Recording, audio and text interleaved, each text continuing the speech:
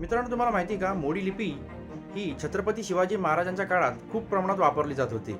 याचा इतिहास जर आपण उलगडून पाहिला तर साधारणतः 13व्या शतकापासून ते 20व्या शतकाच्या मध्यांतापर्यंत ह्या मोडी लिपीचा वापर केला जात होता.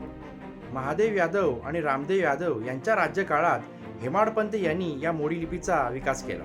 परंतु त्यावेळेला छत्रपती शिवाजी महाराजांनी मोडी लिपीचा प्रचार केला होता.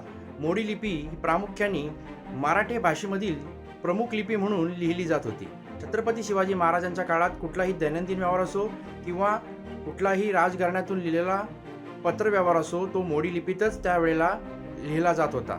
तर मित्रांनो, पुढे काळांतराने ही लिपी लिहिण्यास थोडी जड असल्यामुळे ह्या लिपीचा वापर, मोडी लिपीचा वापर कमी झाला आणि त्याच्याऐवजी दुसरी देवनागरी लिपीचा सर्वत्र वापर होण्यास सुरुवात झाली. बाकी मित्रांनो, तुम्हाला या व्हिडिओबद्दल काय वाटतं कमेंट करून नक्कीच सांगा आणि व्हिडिओ आवडला असेल तर नक्कीच लाईक करा.